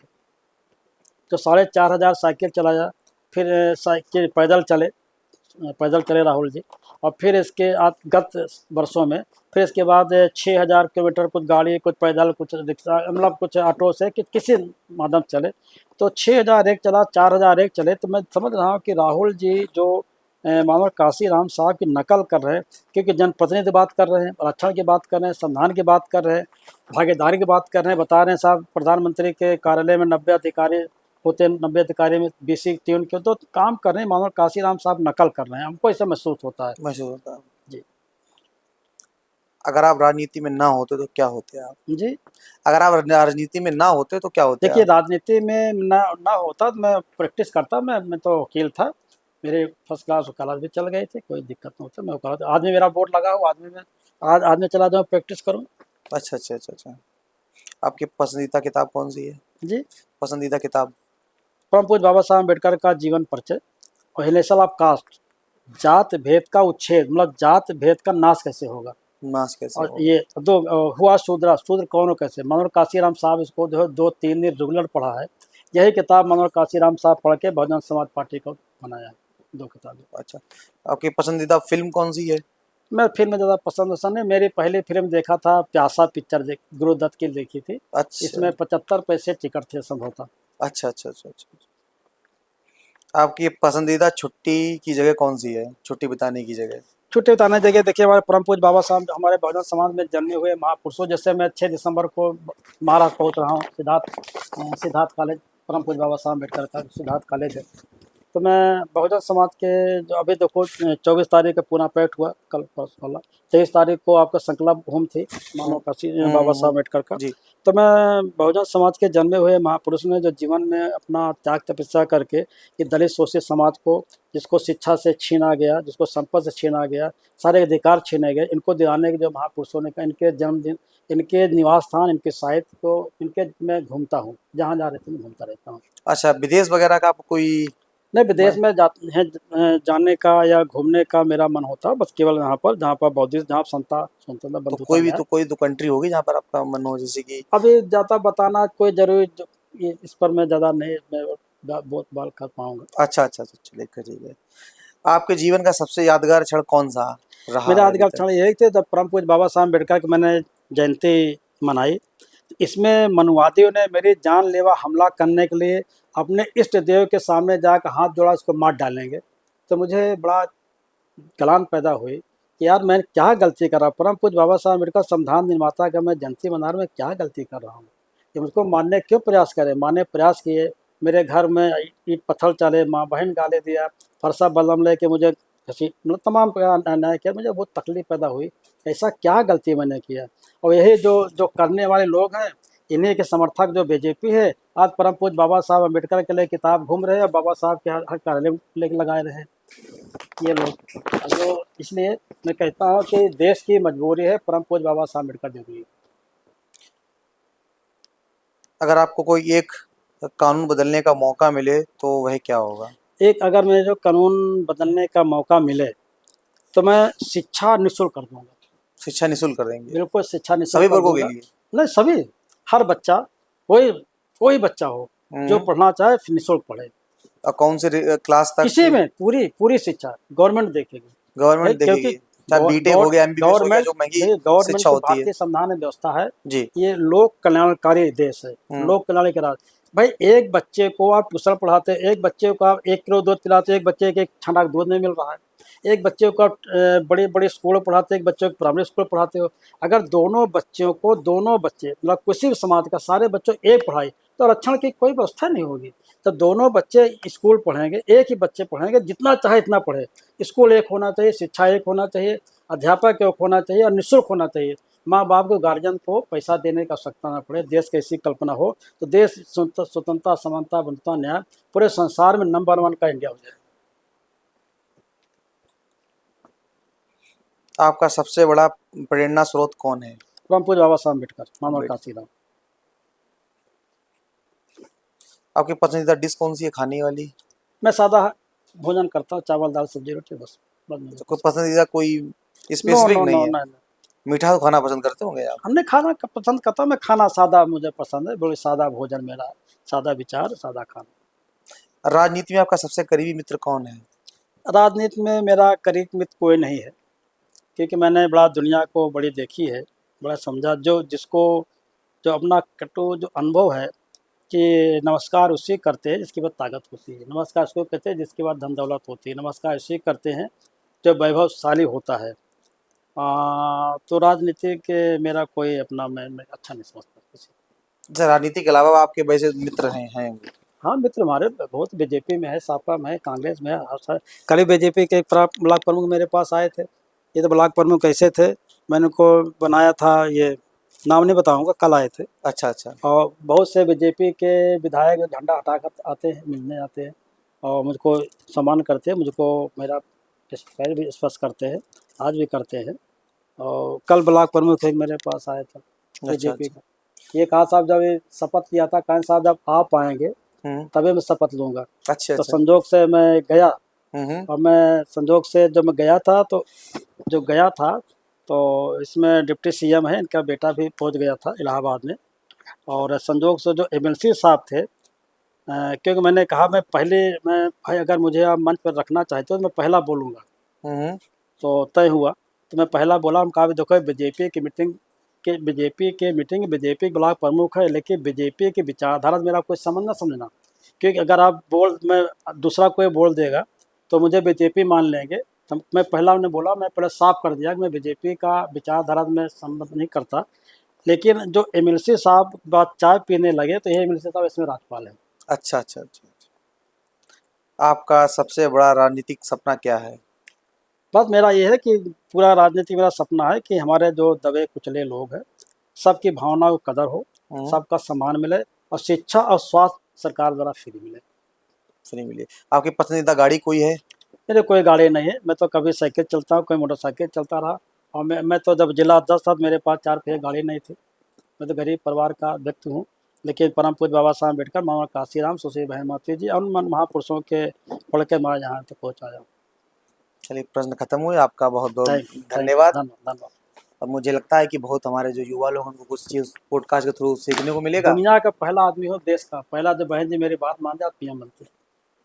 आकाश टॉक पॉलिटिक्स जो हमारे मुझे खुशी है कि मेरे बहुजन समाज पार्टी के जिला अध्यक्ष के सुपुत्र है, और मुझे आज बड़ा खुशी हुई कि आपने इसमें तकनीकी व्यवस्था जो किया, मैं बड़ा खुश हुआ। क्योंकि मेरे पास चैनल वाले आते तो तमाम लोग आते जाते, लेकिन इतना झाम ताम नहीं होता जितना आपका है। मैं आपको बधाई दूंगा और आपको मैं शुभकामना दूंगा कि आप अच्छे काम करते रहें और दुनिया में नाम करें, अपने पापा का नाम करें और दलित शोषित कमज़ोर बच्चों को आपको हर प्रकार की मदद करें। ये मेरी शुभकामना होगी आपको। बहुत बहुत धन्यवाद।